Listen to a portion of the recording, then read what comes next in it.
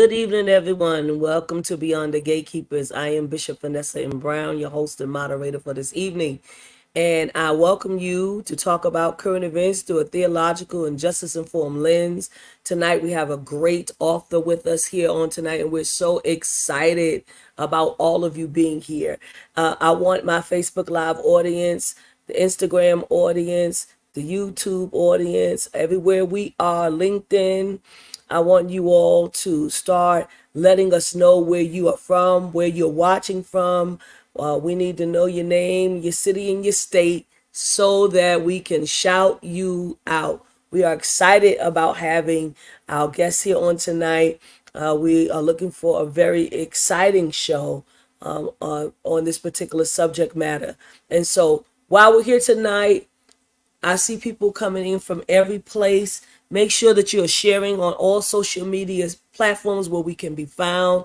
We're on Facebook, on Bishop Flunder's page, of course, on Beyond the Gatekeepers page. We are on Instagram on Beyond the Gatekeepers and YouTube on Beyond the Gatekeepers, as well as X on Beyond the Gatekeepers. We're on LinkedIn as well. We want you to make sure that you're sharing for this particular conversation. And we have Elder Boaz Parker here with us tonight. We're glad to hear from Philly. Chuck Hunt from Monroe, Louisiana. Chella Belcher from Connecticut. Welcome.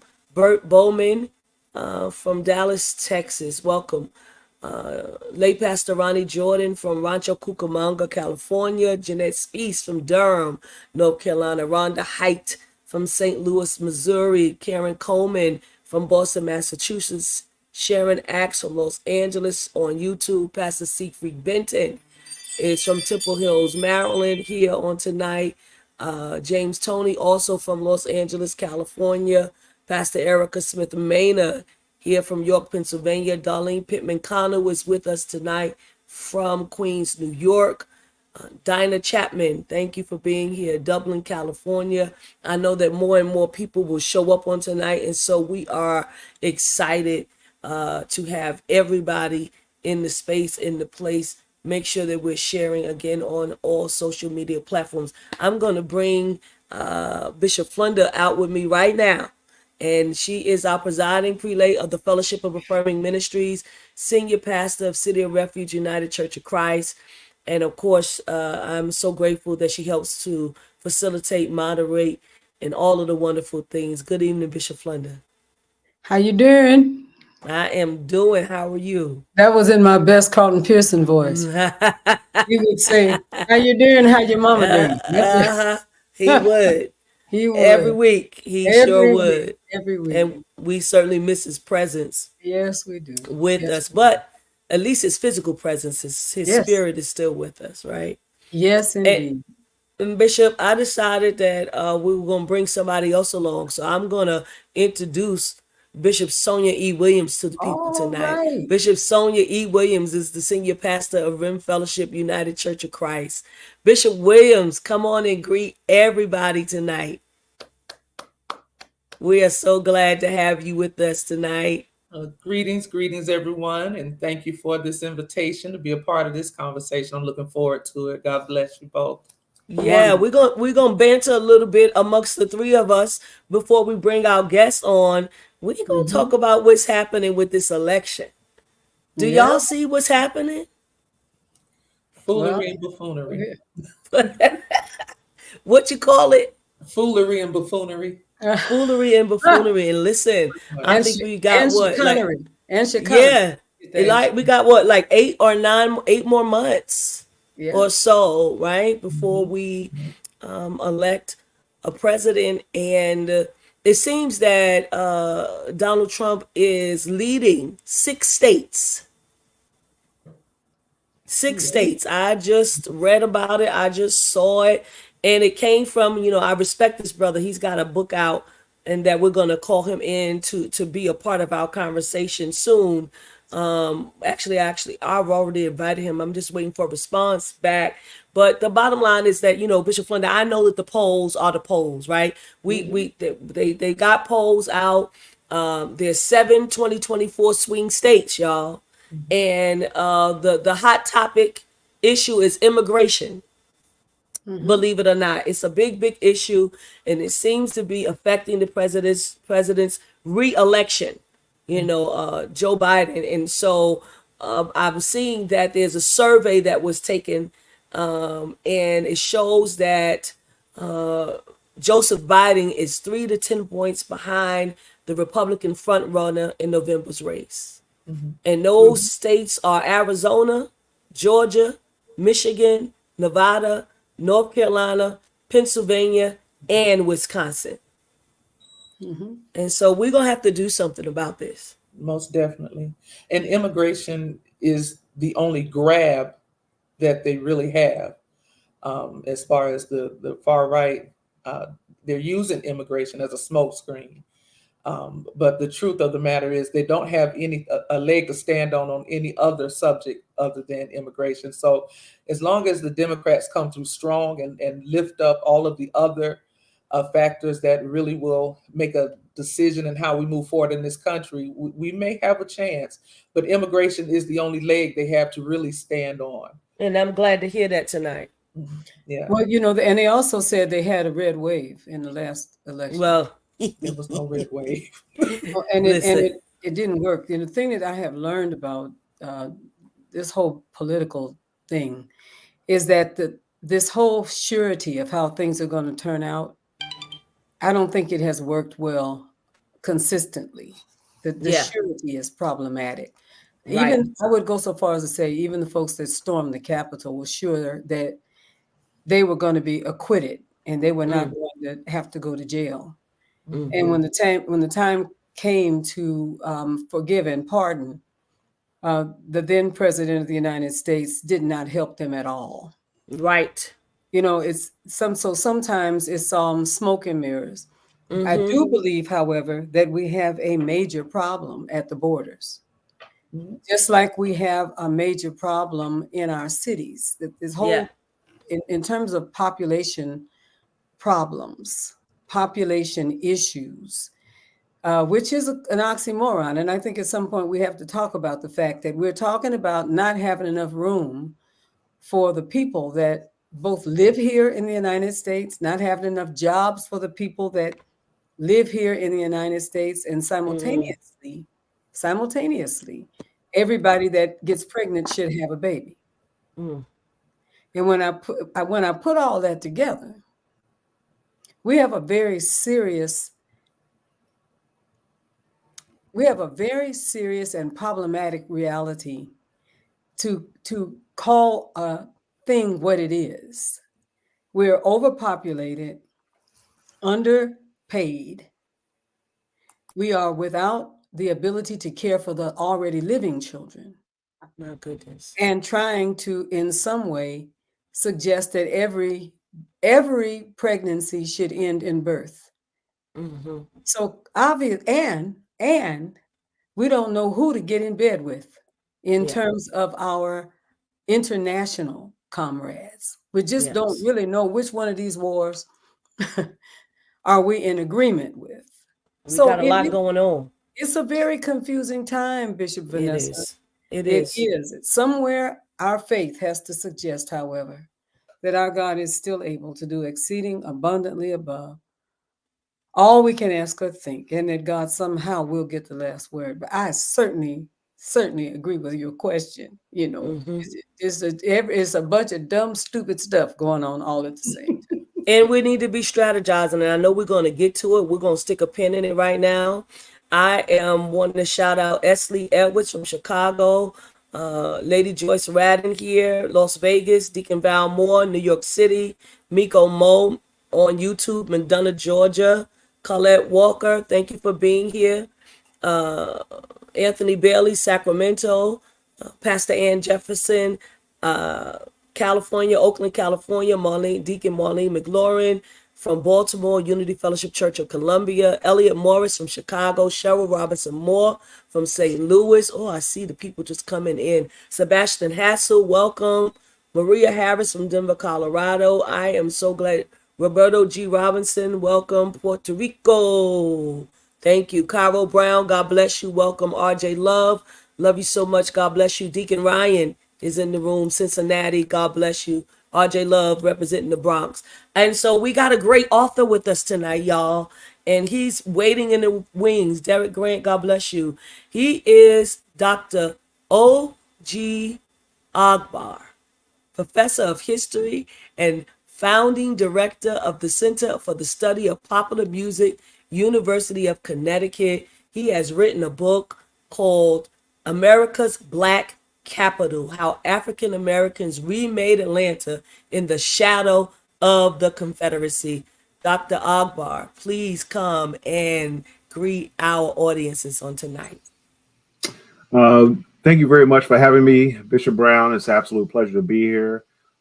Greetings, good evening, Bishop Flunder and Bishop Williams.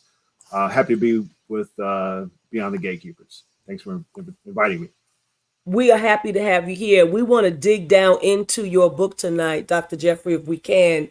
One of the things that I feel about the book is that it displays and it chronicles the Black excellence in the city of Atlanta. I want to first ask you the question that I ask all the authors that come on. Why did you write this book?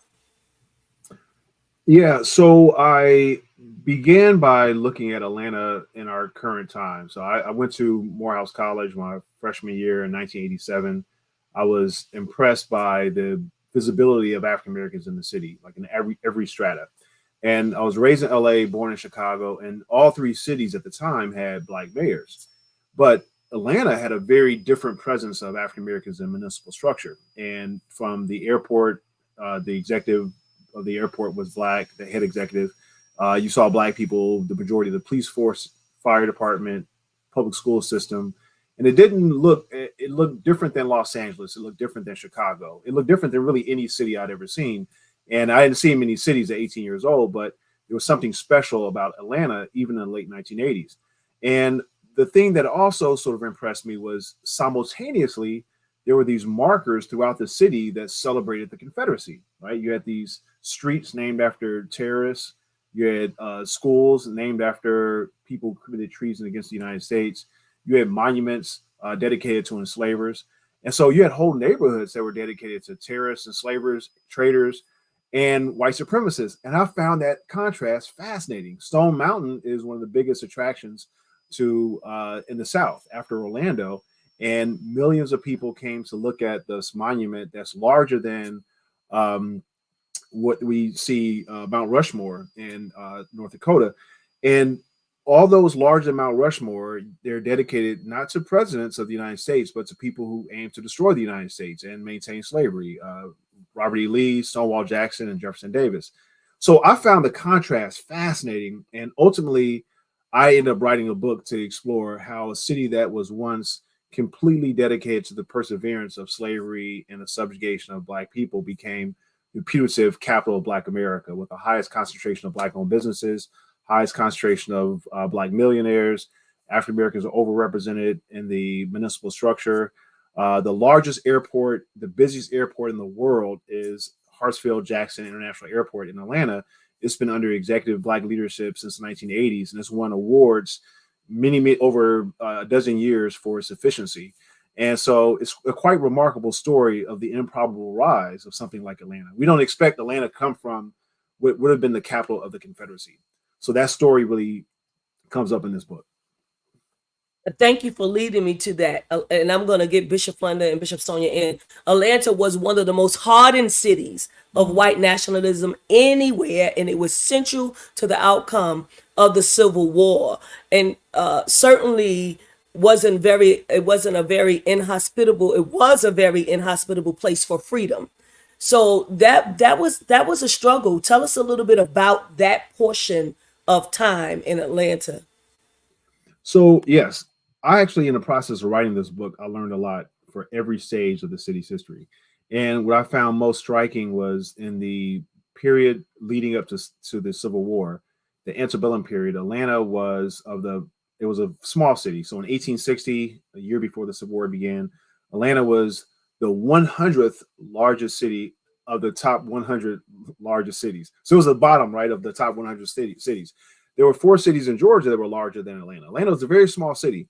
And the number of people who were in Atlanta who were enslaved it was actually relatively small because the city itself was small, but the Black people who did live there were every organization that Black people could create were outlawed. Black people could not form any social organization. Churches were outlawed. Schools were outlawed. It was illegal to teach a Black person how to read. If someone happened to learn how to read somehow, it was illegal to allow that person to have a job where they actually could write. It was illegal for Black people to have friends come and visit unless you got certification and support from the city government. If you had someone that came in from out of town and that person did not register with authorities within 5 days, that person could be arrested and enslaved. Black people could not, in fact, you could not only have firearms or buy alcohol or sell alcohol, you could not dress. Like Black people in Atlanta and Black people all around the country, for that matter, all around the world, take great pride in how they dress. And one of the things that people in the 19th century, they passed a law that a Black person not only could not have a cane, which I understand a cane might be used as self-defense, so they didn't allow that, but you cannot have a cape on. And so in the 19th century, when you see people who are fly, like with Count Dracula or somebody with a nice cape, you can wear a cape or you can be arrested, right? If you're a Black person. So it was a very inhospitable place. Yet even in that space, you start to see a severe erosion of those legal codified ways to control Black people during the Civil War. And there was a Black man named Robert Webster who was technically enslaved, but his enslaver was a diplomat for the Confederacy. And he ended up officially becoming very, very wealthy as civil society collapsed around him during the Civil War. He became one of the most powerful and wealthy people in the city of Atlanta during the Civil War. He engaged in trade and underground market for meat when people were literally starving, for vegetables, for fruits, and currency. And he traded in United States dollars against Confederate dollars, and he made large sums of money. He was making thousands of dollars a day. And this dude, at the end of the war, the mayor of Atlanta, when they surrendered to General Sherman, the Union Army, the mayor brought 8 people out, including this enslaved man named Robert Webster, because Robert Webster had become such a powerful man. And this is a guy who was technically enslaved. So it was really kind of interesting that the human spirit for innovation, the human spirit, particularly the Black spirit for achievement, for excellence, for innovation, for all these things could not be repressed. And you see that in Robert Webster's character, but that becomes a sort of story that you see throughout the book. No matter what sorts of laws you put in place, whatever customs you put in place, whatever sorts of things you put in place to control the aspirations of the human spirit, you find Black people push against that for generations. And it's, again, improbable, but you have Robert Webster's for multiple generations. Bishop, thank you so much, Dr. Jeffrey. Bishop Williams, you live in Georgia. Do you still see some of the vestiges of things that Dr. Jeffrey has spoken about? Most definitely, yes. I was thinking as you were speaking about the Confederate flags and different things like that. Imagine going to a school named after a prominent Black figure, but yet seeing the huge Confederate flag hanging out in front as a constant reminder, and also having statues and monuments on the schoolyard of these leaders, that these military persons and of the Confederacy. And it does send very mixed messages. And yes, a lot of that still exists, but the spirit, as you spoke of, the spirit of African-American people, we're just going to rise beyond it. I mean, they've tried to do everything to keep us down, all sorts of disparities, but there's just something in the spirit and in the heart and in the culture of Atlanta that we just refuse to be kept back and kept down.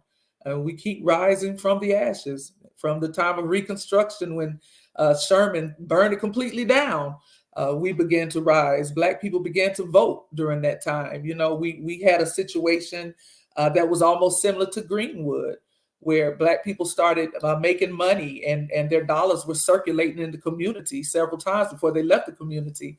And unfortunately, people came in and burned it down. But we rose up again with Sweet Auburn. And so, yes, it's just something in the spirit. I believe that when there's a dense population of people that are oppressed, there's something that happens in the transcendent power of God. and they give, like Detroit had singers. It's just something in the water in that area.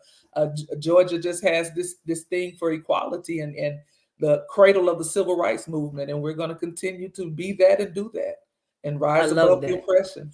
Yeah.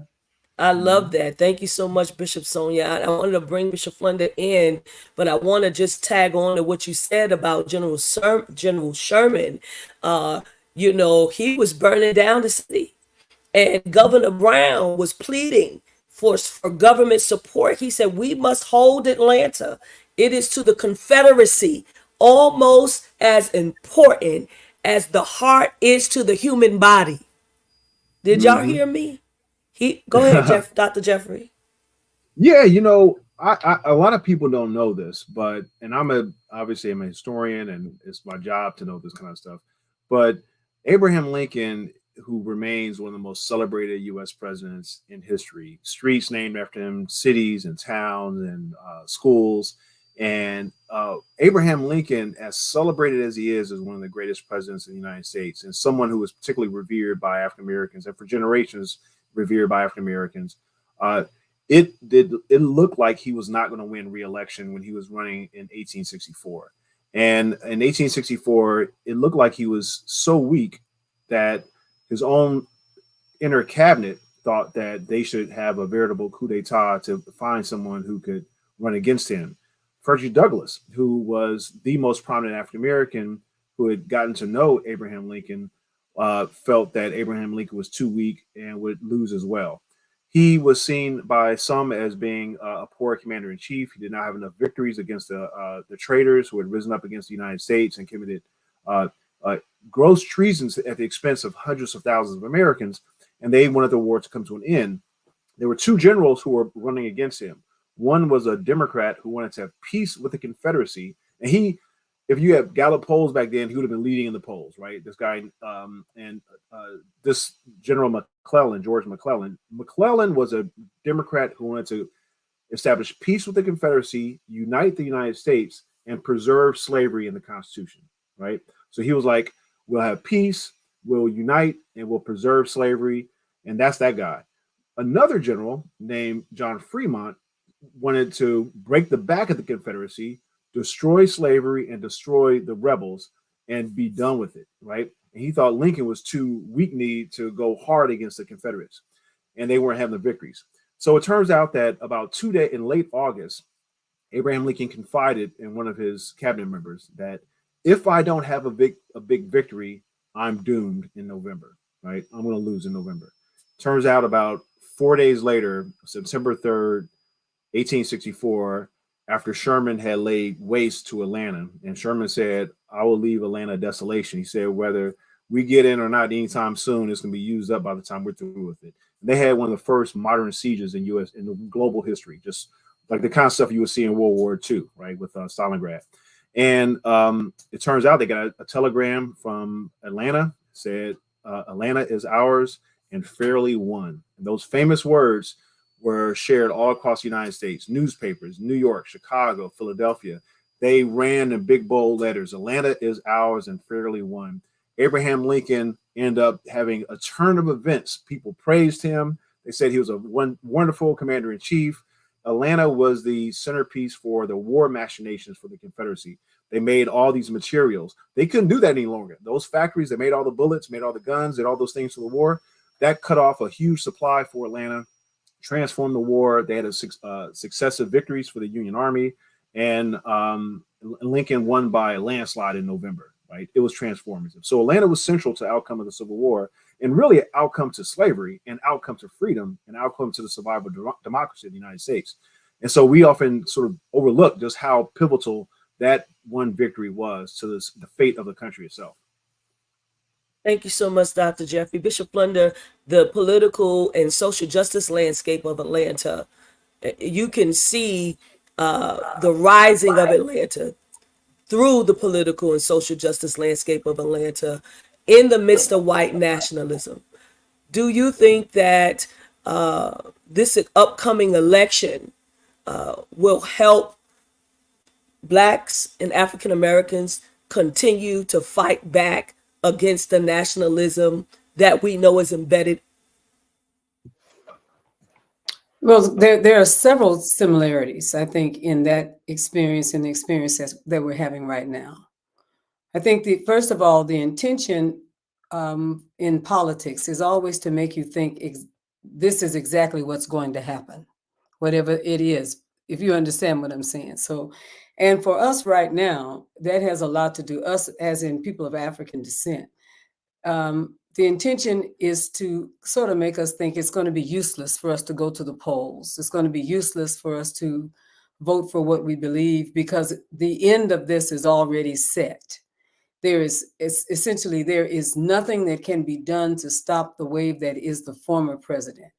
There's no political, no judge, there's no Black folks, there's no women, there's no gay folks. Nobody's going to be able to stop him.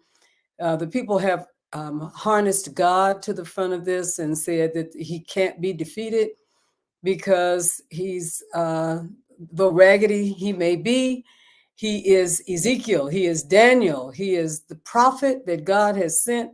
We took him up to the 32nd floor of his own building and prayed for him and saved him and brought him back down. And he turned his Bible upside down, but he still had his Bible. Let's just put it that way. So this is history repeating itself. And I see it that way because I think that Lincoln and Biden have a sameness. I think that there were people that thought that Lincoln could not and would not, and there was no way.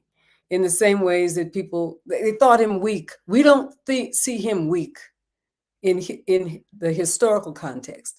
But to your point, Brother Jeffrey, he was seen that way during the time that he could not break through. Let's put it that way. But politics, it doesn't work that way. It doesn't. And here we are back at it again. This is not the issue of the end of slavery, right? It is, first of all, important that we recognize slavery by another name is still slavery, right? And that reality does exist for us. It's not the end of it. It is today's slavery, which of course requires that we diminish and vilify so that other people can have supremacy. We're there again. That vein is really deep in the United States. The folks came here stealing. They came here stealing land, stealing people. Then they brought people here and still needed to be supremacists. And these are the sons and daughters and offspring of the folks who came here running away from their countries and hit the ground stealing and seeking to diminish those people who were native to this land, and then to enslave not just Black people, but on the West Coast, we're talking about Asian people.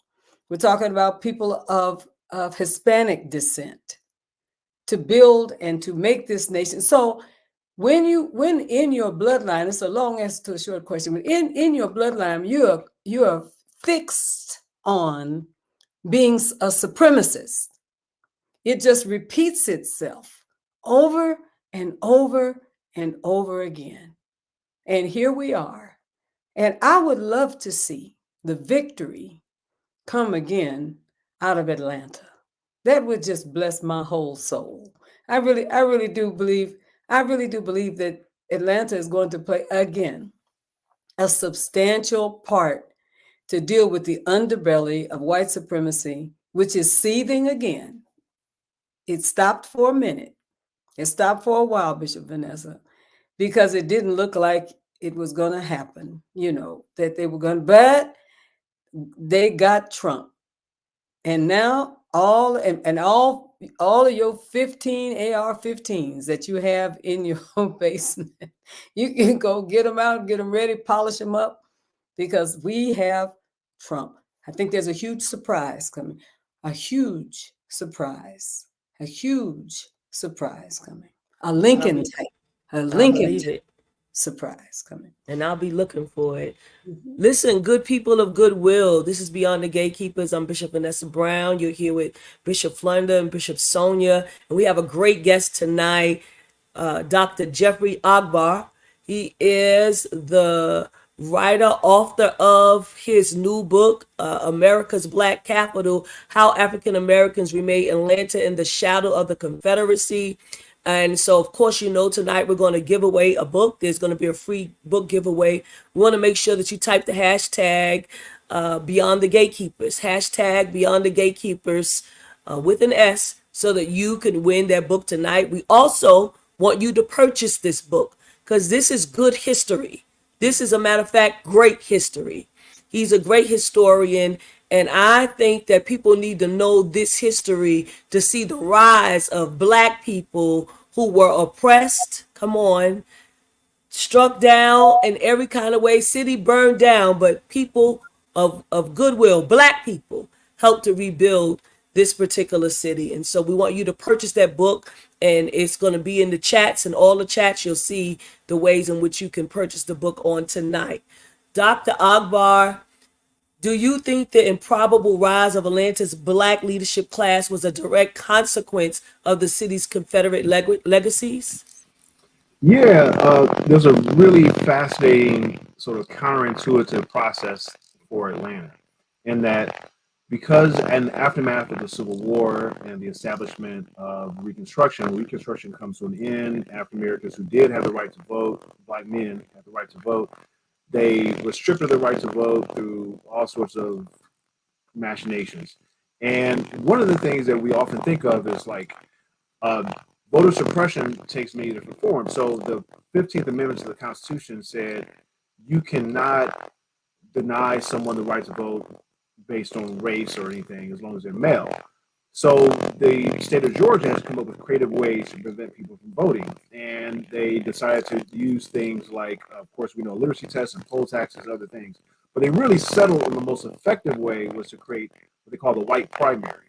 And we hear a lot about the, grandfather clause and all that. But the most effective tool was a white primary, which said that the state will have its political parties have a primary just like we do right now, but the political parties are private, right? And so all the men have to vote in November in the general election, but for the primary, this is a private organization, so the private Democratic Party will only allow white guys to participate. And because they had eliminated the Republican Party, where that was the party of Lincoln, that was the party of President Grant, who worked very hard for African American rights. It was a party of Frederick Douglass. It was a party that brought us the 13th Amendment that ended slavery, 14th Amendment that gave citizenship rights to all people born in the country, and 15th Amendment, which gave all men the right to vote. And it was the same party that spearheaded the destruction of the Ku Klux Klan. So what they did was remove the Republican Party from effective operation in the South, and then they established a series of repressive laws as a consequence. So finally, to go to the issue with school, was that in the city of Atlanta, there were no public high schools available for African Americans. And the highest grade that African Americans could go to was the 8th grade. And then they eliminated the 8th grade because they wanted to save money to build white schools. So then the highest grade African Americans could go to was the 7th grade.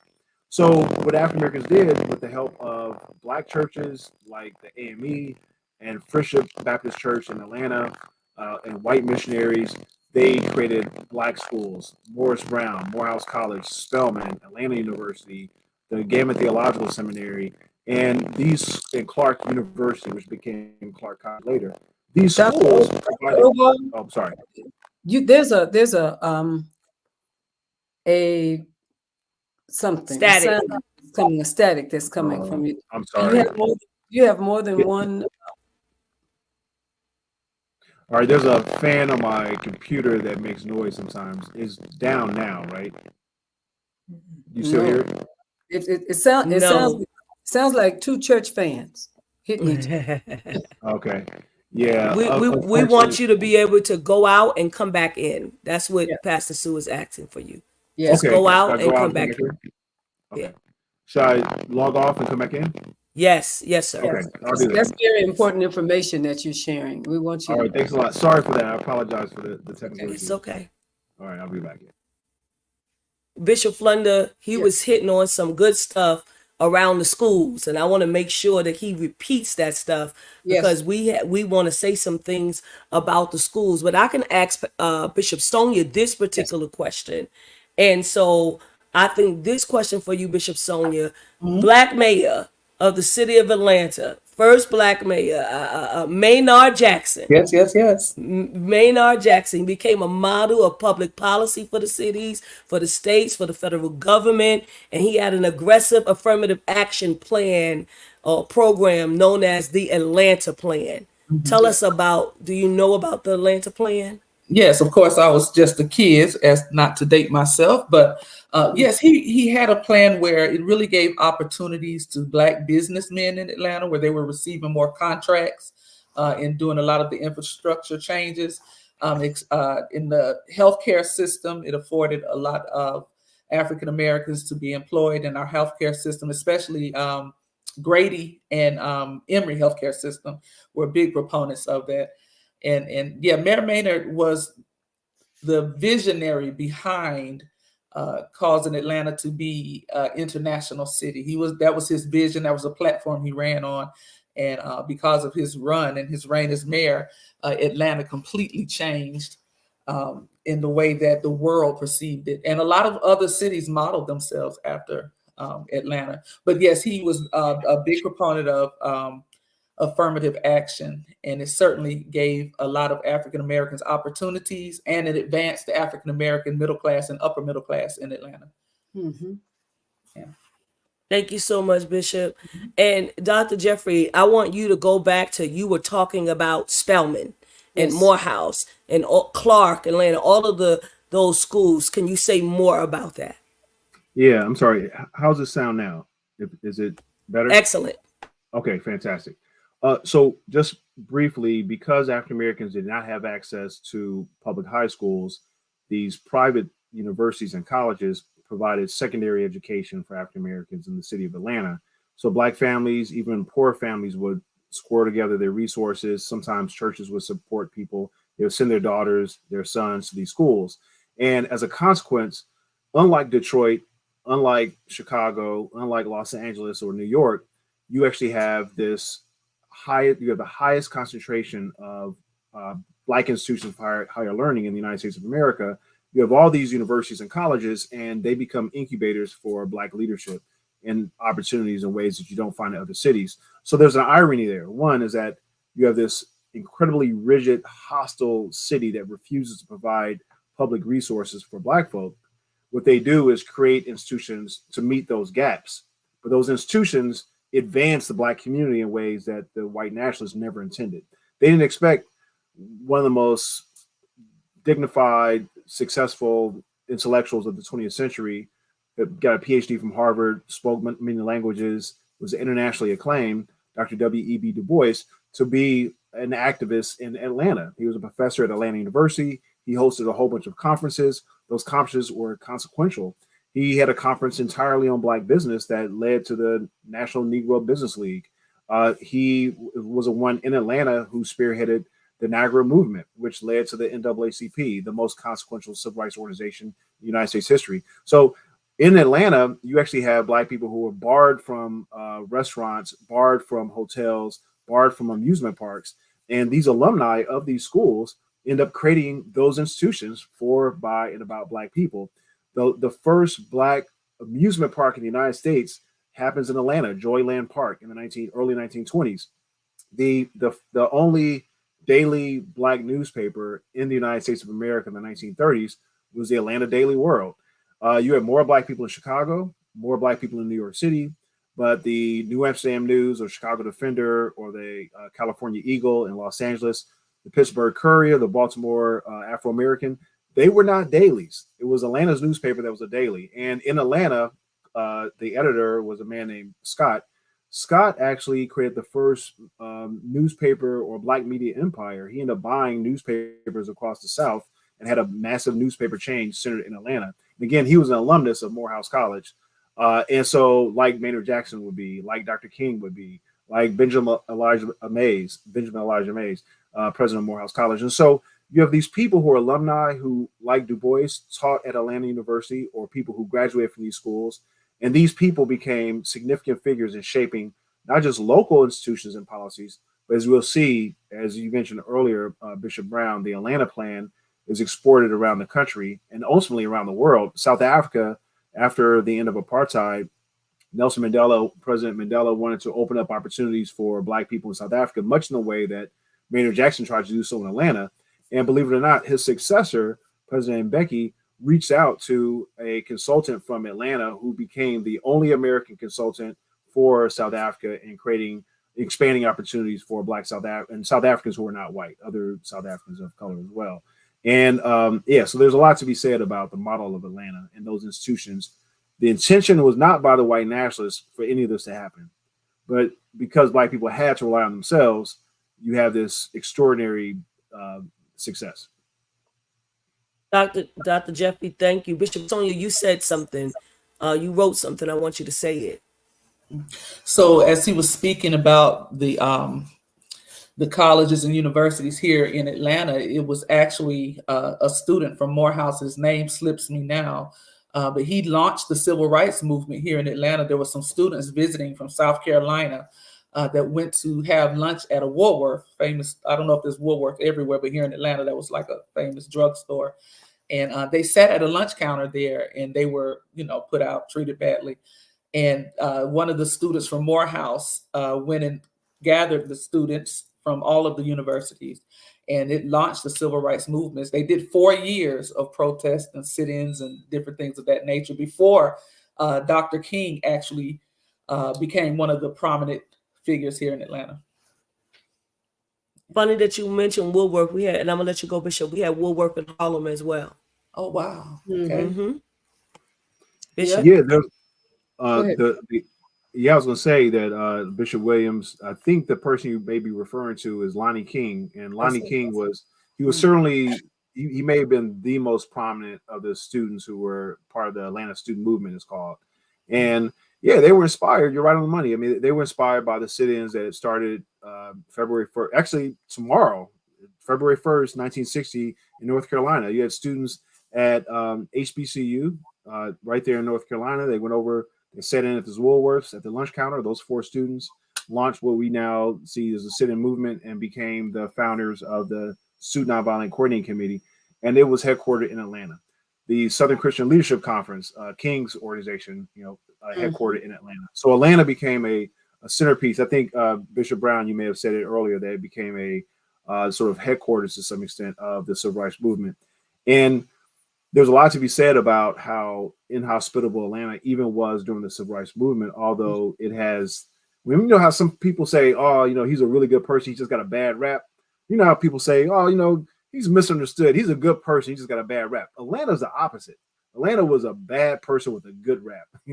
Atlanta was a bad city with a good rap. And so during the civil rights movement, people are surprised when you tell them this stuff, because Atlanta had a mayor named William Hartsfield, a white guy, who in 1959, he said, look across the South, look at Little Rock 9 in Arkansas. He said, you have these, we have these images, all 4 of us, we have the images of those 9 little children trying to integrate Central High in Arkansas in 1957. One of those children, she gets separated from the 8 because the 8 ended up going to school. She didn't have a phone. She shows up by herself. She's surrounded by hatred, surrounded by barbarians, vile, hate-filled, veins popping out their necks, spitting at her, calling all sorts of vulgarities, mean-spirited, terrible images that embarrass the city of Little Rock to some extent. I'm sure a lot of people are proud of what they saw, right? And then we have the images of Ruby Bridges in New Orleans, a little girl. She wants to get an education. The schools, they don't want her to have an education. Federal marshals have to escort this little child to school because they're filthy, horrible monsters who want to murder a child who wants to get an education. And she has to have federal marshals bring her in. Hartsfield was like, well, let's go back to famous images of Rosa Parks being arrested or Dr. King being arrested. You could Google the images of them with their mugshots, right? For the Montgomery bus boycott. and his house was bombed in Montgomery.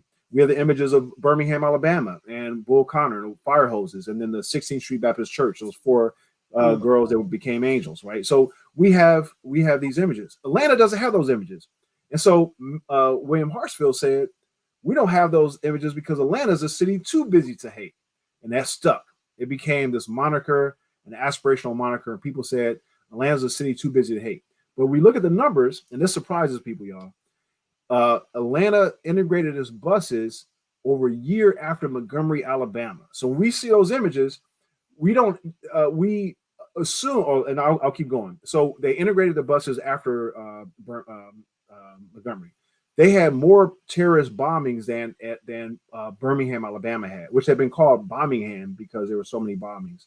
There was a part of Birmingham they called Dynamite Hill because there were so many bombings. Yet Atlanta had more terrorist bombings than Birmingham. When it came to school integration, the reason we don't have Ruby Bridges, the reason we don't have a Little Rock 9 is that Atlanta made no effort to integrate its schools.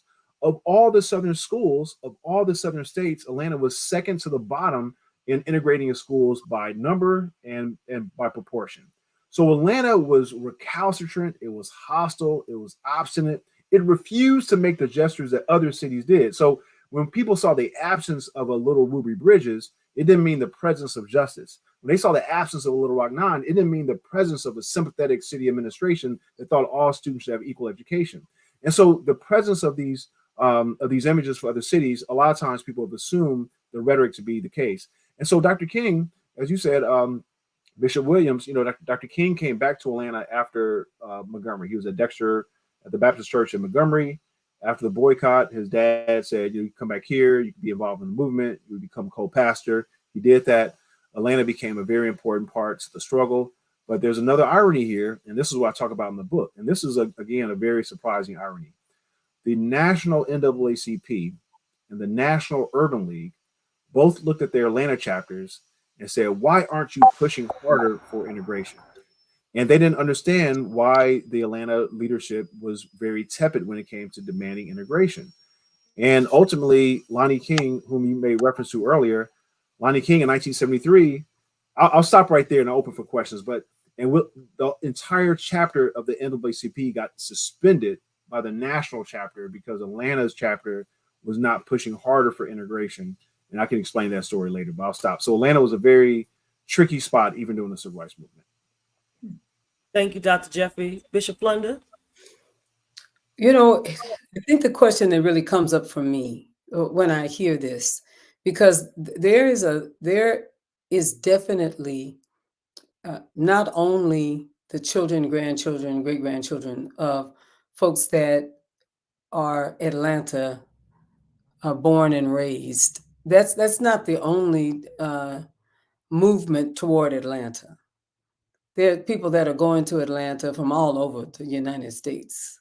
I'm born and raised in California, and when we got to the point where people were able to outsource their staff, and they didn't have to be in Silicon Valley, one of the places that people really have landed is in Atlanta. In Atlanta and in parts of Texas, this really did leave. Okay, especially in the suburb cities, where some folks have said that things are much more given to being racist in the suburb cities. But the heart of what it is that I'm trying to say is that there's a huge move still to Atlanta. And these are not people who are the offspring of folks who have and carry this kind of, I might say, painful history. The bloodline of people who knew oppression.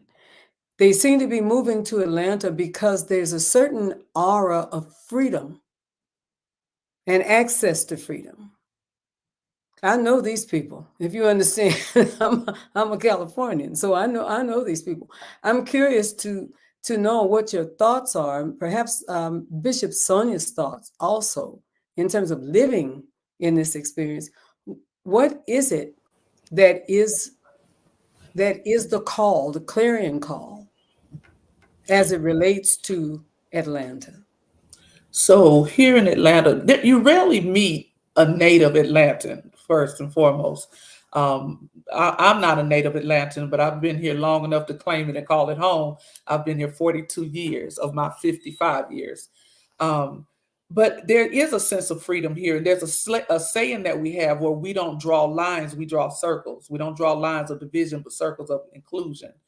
And I think that is the epicenter of the welcome here, is that we're very inclusive. Once we've moved beyond the civil rights movement and past that era, even though we still have a lot of work to do, um, there's just a air of acceptance here and diversity and inclusion.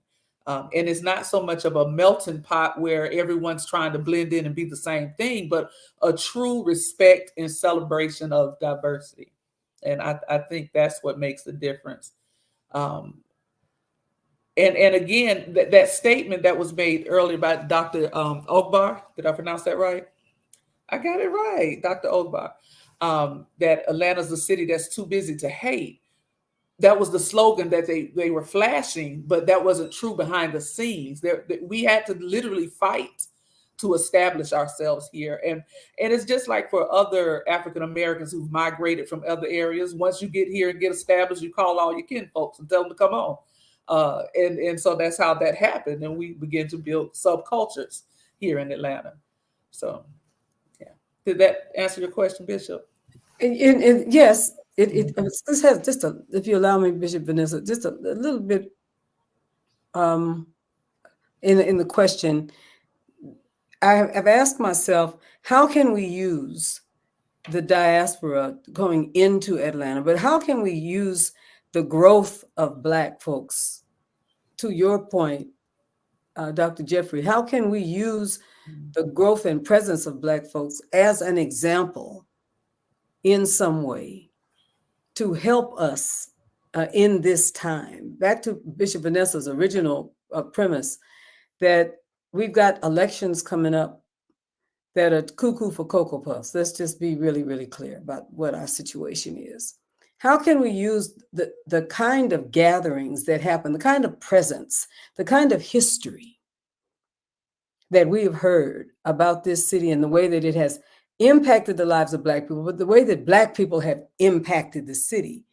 What can we learn from what it is that both is its history and its present reality that can assist us in this crazy situation, or crazy situations that we're dealing with politically in this time? What would you recommend that we pull from the history and from the presence to speak to our people who are listening to us tonight about what is our what's next going to be? So I heard someone say that Charles Blow, who interestingly enough, New York Times writer, a journalist, very prominent. He has a documentary on African Americans returning to the South. He left New York City. He now is between New York City and Atlanta and lives mostly in Atlanta. He talks about he actually addressed this question. He says, what does it mean for us to return to the South in mass and then exercise political power and change the political landscape? And so if you look at the election in 2020, when you have a state that has been deeply conservative and has been red for years, when Stacey Abrams, who was an alumna of Spelman College in Atlanta, organized an unprecedented voter registration campaign and got hundreds of thousands of people registered to vote throughout Georgia in the Atlanta metro area. And these people came out in droves, and they had the biggest upset that we've seen in recent history in the electoral landscape. And Raphael Warnock and John Ossoff became two Democratic senators from the state and the first Black senator from Georgia ever, right? And what is fascinating also about this process is that it turned out that the metro area of Atlanta now, because so many people have migrated, Black people have migrated to Atlanta, of all the metros in the United States, only New York City has a larger number of African Americans. You know, used to have Cook County and Chicago, the Chicago metro area, Atlanta metro area, Philadelphia, all these places have more Black people than you had in the metro area in Atlanta at one point. But Atlanta now, because more Black folks have migrated to Atlanta in the last 30 years than any other city in the country, and then people are leaving Chicago, Detroit, and LA, the numbers have just expanded. And the exercise of political power was manifested in 2020. It was also manifested in 22 when Raphael Warnock ran for election and got a full 6-year term in the Senate. And so what the 2024 election will come down to in the turnout in Georgia, as well as other places, is really if they're going to be successful, like in 2016, suppressing the black vote. And so we know throughout the history of Georgia that people have worked assiduously to prevent black people from voting. They use all sorts of measures, right? You obviously, you had the Klan, you had terrorist organizations, you had poll taxes, literacy tests, you had all these different things. But I think now one of the most effective tools to prevent people from voting is what you said, Bishop Flunder, is convince them that their vote doesn't matter. Convince them that their selection of a candidate is between what Malcolm said, a fox and a wolf, that both of them are out to get you and you shouldn't vote for either one. That literally there are people who are telling black folks that you exercise your political power by not voting. They were trying to, and it's a Jedi mind trick, right? But I tell people, like, if your vote didn't matter, the people who have been oppressing black folks for hundreds of years wouldn't have been murdering, killing, spending millions of man hours, coming up with tricky ways to prevent your great-great-granddaddy, your great-great-grandmama, your aunties, your uncles. They would have been going through all this, blowing up churches, buying sticks of dynamite. They would have been going through all this stuff with attack dogs. They could have let y'all vote. They could have let black folks vote in 1900 if they felt like the vote didn't matter. They could have let black folks vote in 1619 the minute they came off the slave ship if votes didn't matter, right? But they did not, because they understood the power of the vote. They understood what someone like Maynard Jackson might do. They understand what it means to have people in the Supreme Court who could decide yes to affirmative action or no. Yes to women have the right to choose or no. Yes to marriage or no. They understand that. They understand what it means to have access to millions of dollars in federal contracts or no, right? And so this idea that somehow your vote doesn't matter or that there's no difference belies the facts before us, right? And we know what the facts say. We know what the historical record says, and we cannot fall for the okie doke. We can't be bamboozled. We can't be hoodwinked. And there are a lot of people out there who are working overtime, and some of these are what I call super woke Negroes who themselves have been convinced that they're super woke by not participating in the political process, right? By sitting at home and watching TV. And the thing is that, it's a profound, I would argue, I hate to say it, this will sound very judgmental, but it's a profound, and I'll say this nice, it is an unfamiliarity with the political process to insist that black people disengage from it. Whether you like the candidates, they don't have to be ideal. I suspect there are a whole bunch of evangelical Christians who believe in the fidelity of marriage, who will hold their nose and vote for Trump nonetheless. They know that he was having raw dog intercourse with porn stars, but they don't care. They know that he lies and cheats, but they will hold their nose and do it. They don't expect perfection and ideological purity. On our side, however, they'll be like, well, Biden had lunch with a racist dude 50 years ago. I ain't going to vote for him. And so people create a really high bar when it comes to folks on our side, and then we end up suffering. And Charles Blow at the end of the day said we need to vote defensively, right? And we need to decide one of these two people will be in office, which one's going to give me more, which one's going to really conspire against me, right? One of those people will be in office, right? And so it's your decision. So I think Atlanta becomes very important. I think right now people are working overtime to convince people throughout Georgia and all these other swing states, particularly our community, not to vote. They did this in 2016. Bipartisan congressional hearings on Russian meddling found that the Russian meddling affair, they spent more time directing their targeting to the African-American community than any other demographic in the United States, because they understood how important the African-Americans were to the turnout of the 2016 elections. Bishop Sonia, you worked in these elections. You've been involved and engaged in getting people out to vote. We know something of your work, and it has been significant in Atlanta. What would you say? What is your thought about this? So I think our biggest challenge, I put it in the chat, our biggest challenge is that after Biden won the election, they began to come up with different strategies to suppress the vote of African Americans. They have done all the redistricting and the gerrymandering and changing the lines to where there's not necessarily a majority African American vote in certain areas. So I think that's going to be our biggest challenge. Is one thing that leader Stacey Abrams was able to accomplish is she had a lot of grassroots efforts that she was able to call together and get them on the same plane. It's going to take us to do that again. And also, I think I added in the chat too, one thing that Atlanta has historically been successful at is our civil rights leaders have been able to really touch the hearts of some people who have been most privileged by oppression and discrimination. They've been able to really get in and have the conversations, the table talk. And so we don't need to look at the larger scales. We need to make sure that we're doing grassroots efforts. We're starting the conversations in our home and having the right conversations with our children and in our school system and doing the table talk and starting on the ground level. Because if we do anything other than that House Bill 202 and what was it, SB 202, those laws with they're trying to do away with the souls to the poll. They're trying to limit the absentee ballot boxes. They've passed it. And so we're going to have to make sure that we're doing a lot of grassroots efforts to really conquer this bigger giant. It's almost like David and Goliath. And we've seen that it can be done and it will be done. Places like Clayton County, Fulton County, all of the greater metro Atlanta area, they had a lot of grassroots efforts that really, really were successful.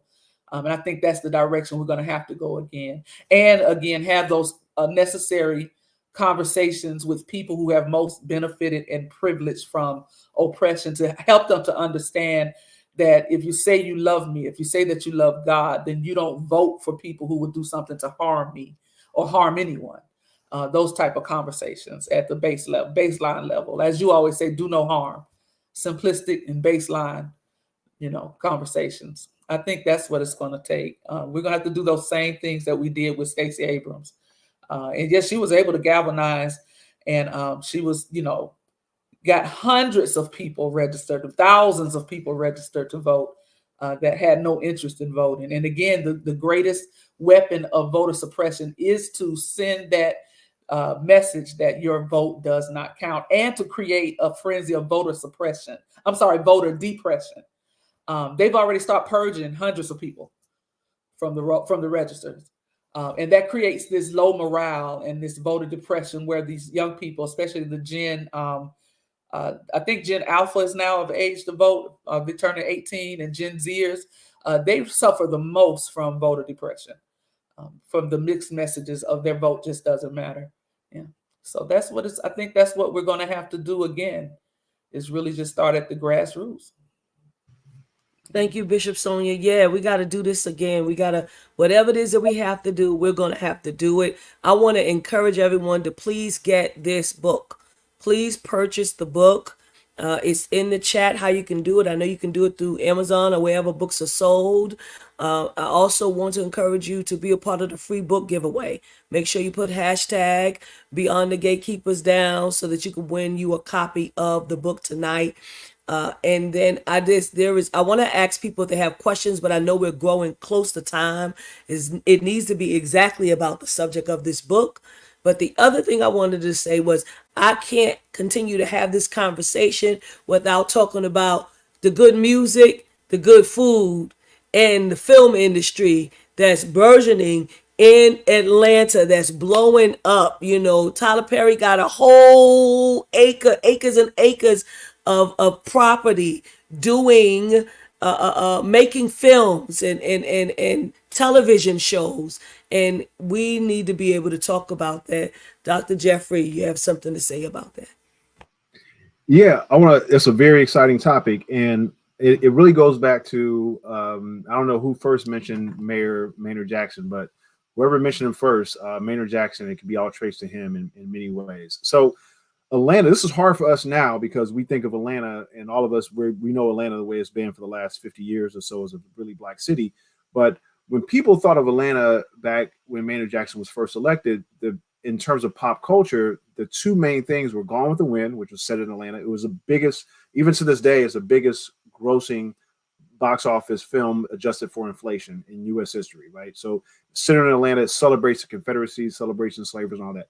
Then you have this movie called Song of the South. They got like dancing Negroes and like, happy magical Negroes and stuff like that. And so then you have these Confederate monuments and all that kind of stuff.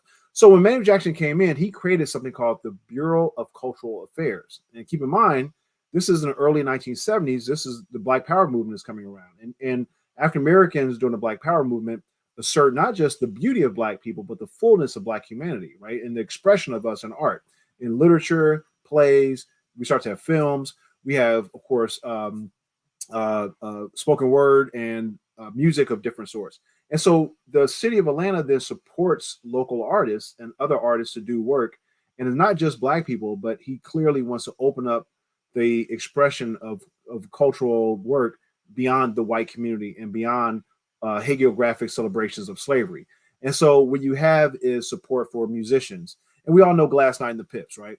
But you have a whole bunch of people that come out in the 1970s. Then by the 1980s, there are all these other people that come out of Atlanta. And of course, hip hop becomes big, everything from Criss Cross and ultimately in the 1990s with Outkast and Dungeon Family. Then you go all the way up to the 2000s. We, of course, got Sierra, we got Usher. And then we get like Migos, we got Future. We get a whole bunch of people that come out of Young Jeezy, people that come out of Atlanta. But Atlanta for R&B and hip hop and other genres of music, we have Black-owned labels and a concentration of Black-owned labels throughout Atlanta. And I talk about this in the book. But it actually contributes over $1 billion to the local industry. And we're talking about, again, African-American control. And then when it comes to film, this is another interesting point about Atlanta being a veritable capital for Black America. New York and Los Angeles have the two largest destinations for film and TV in the United States. Atlanta is third. And the office that controls this in Atlanta is run by two Black women, right? And so what's interesting is that Atlanta has not just the busiest airport on earth run by Black folks. We have the third largest film industry managed by the municipal representation by Black people. We have a police department, fire department, school system where teachers are over 75% Black. LA and Atlanta, you can't claim that in these other places, in other cities outside of Atlanta. And so music itself and film, and then of course we have Tyler Perry. One of the largest studios in the country is Tyler Perry Studios, and then of course is in Atlanta. That last thing I'll say about this is that when I talk about the shadow of the Confederacy, and I say that these things that happen in the shadow of the Confederacy, the book really looks at the arc of Atlanta's history from the mid 19th century all the way up. And I talk about how the Confederacy shaped Atlanta in so many ways, and how people were achieving so much in the shadow of the Confederacy. But when they made Morehouse College, it turned out that when they were making the oldest building on campus, Graves Hall, that they actually found Confederate skulls that had been buried there. Spelman College, when they established Spelman College, it was a former battle site for the Civil War as well. And Fort McPherson, where his Tyler Perry Studios are, that actually is a former fort that was established by the United States government after the Civil War. And General McPherson was actually the highest ranked general on the Union side to die in the war. And that was actually named for that guy from the Atlanta campaign. So all the sort of achievements that Black folks have made in the city of Atlanta have literally been on the ground of former Confederates, which is poetic irony at its best. They never expected. I'll say this. I keep saying it's the last thing. This is the last thing I gotta say. It's the last thing for real. Spelman College in 2024. If you've been following the news, it just got this big endowment, a gifted endowment of $100 million. That school established in 1881 for young girls, often children of enslaved people. That school now is before the $100 million gift. Its per capita endowment is richer than over 90% of colleges and universities in the United States. It's not just the richest HBCU in a per capita. There's only like 2,100 students there, right? Howard has about 11,000 or so. When you look at this school, Spelman is per capita wealthier than Georgetown, than Tulane, than the University of Southern California. And this is a school that has been controlled and run by Black women for a generation, and it caters to Black women who do extraordinary work once they graduate. And so, again, it was on a Civil War battlefield where these women have carved out this niche for Black excellence. So, yeah, the book I try to chart all of it as much as I can, including film and TV and education and churches, too. They come up in the book, too. You did a fantastic job on that. Go ahead, Bishop. I just think that I wanted to say to again to Bishop Sonia, I think we should make this required reading, uh, and not just of our folks that live in Georgia, but I think that All around, all everywhere. to really see if we can spark ourselves Yes. and move away from this tendency that has been lifted up a few times in this conversation, where we the malaise, Mm-hmm. this feeling disconnected from power.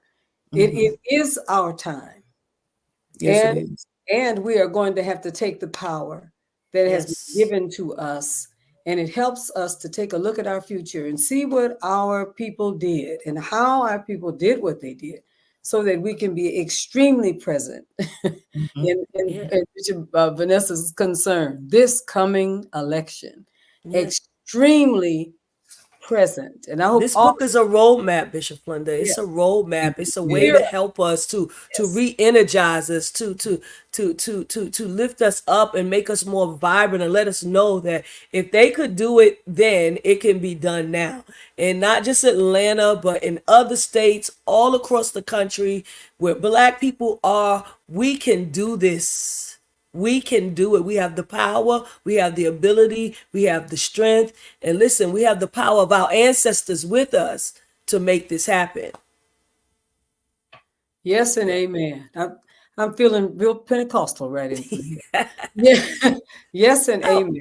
I I want to support. say thank you so much, Dr. Jeffrey. Thank you, thank you, thank you. Such a powerful book. Um, shout out to Morehouse, to Dr. Lawrence Carter, Quincy Reinhardt. That's Right. right. I know these people. We know them. Shout out to them as well. It was Quincy who turned me on to your book, and so I am just excited and so glad. I say to everybody, listen, if you want to win the book, you must type hashtag Beyond the Gatekeepers. We're giving a book giveaway. If you want to purchase the book, and not if you want to, you order. You ought to purchase this book for your children and your children's children so they can know the history of their people, of our people, and what our people can do in the shadow of Confederacy, in the shadow, not, and we're not in the shadow of nationalism, we in it, right? But in the shadow Mhm. of Confederacy. So we really want to appreciate you for that. I see people that are our friends and family, Bishop Flunder, who are here with us. Bishop-elect Kevin Taylor is here with us tonight, and Reverend Naomi Washington Lee Parp has joined us tonight. So many good people. We're grateful for your presence. Livonia Buck, thank you for entering in, and all of those who've been a part of the conversation. All right, I want to fast forward, want to let us know that we want to do some advertisement. We want to make sure we talk about it, but we are very thankful for you, Dr. Jeffrey. Stay with us. We're going to give away your book. Everybody stay with us. We're going to go to advertisement now.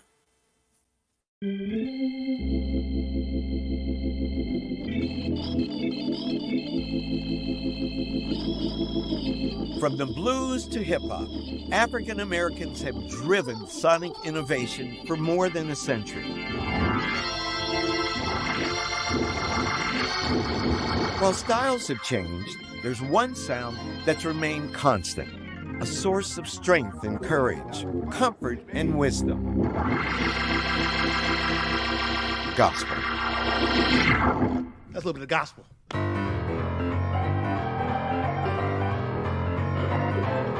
Gospel music is soul. Gospel music is R&B. Gospel music is funk. It's hip-hop. Gospel music is the full spectrum in terms of its sound of black music and beyond. Mahalia Jackson, what was special about her voice?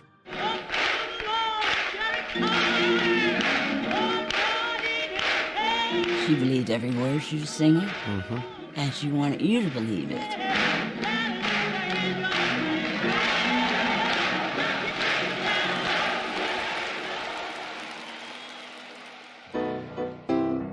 Preachers have style, right? Gospel singers have style, right? Black style in music and preaching is similar because it allows black people to believe that they can survive a bit longer. My mother had gone to New Bethel Baptist Church. Is God still standing there? C.O. Franklin would preach, and then Aretha would sing. Oh my God, if you ain't got the spirit then, you dead. The sermon becomes the song. The song becomes the sermon. God, we ask that you would reinvigorate somebody.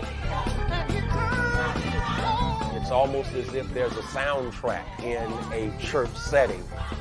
Amen, brother. That was beautiful. For generations, gospel music and preaching have formed the bedrock of the Black religious experience. The sound still connects people. The sound still gathers people. These astonishing art forms, carrying an enduring tradition, continue to evolve. Do you think there will always be gospel music 100 years from now? I don't see how we can thrive without gospel music. That's right. I say it's going to always be there forever. Listen as we tell the story of how a people learn to sing the Lord's song in a strange land. This is the powerful story of gospel.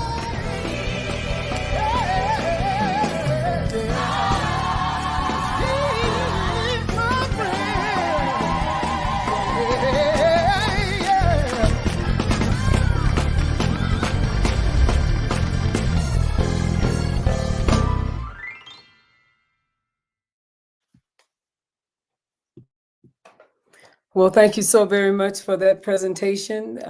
And we are all excited about the coming realities of the story of gospel music, Black gospel music, and extending that reality to the combination between Black preaching and Black gospel music. I encourage everyone to look out for the incoming and soon coming Henry Louis Gates and PBS talking about the Black church, Black gospel music, and Black preaching. We want to encourage you, those of you who have listened to this broadcast for quite some time, you know that we are expanding and we're seeking to expand even more. Support the broadcast by sending a donation. And you can do it via Cash App at $TFAM Annual, TFAM ANNUAL, or PayPal, www.paypal.me/TFAM Justice. Let's support this broadcast as it continues to grow and reach deeper into our community and all communities who seek to hear a word from the now God. God bless you is my prayer. Thank you so much, Bishop Flunder. And so everybody, I'm making sure that you type in hashtag Beyond the Gatekeepers. That's hashtag Beyond the Gatekeepers so that you can win your copy of this great book, America's Black Capital, How African Americans Remade Atlanta in the Shadow of the Confederacy, written by Dr. Jeffrey. And we're so excited for you all tonight. And so Pastor Sue, drum roll, please.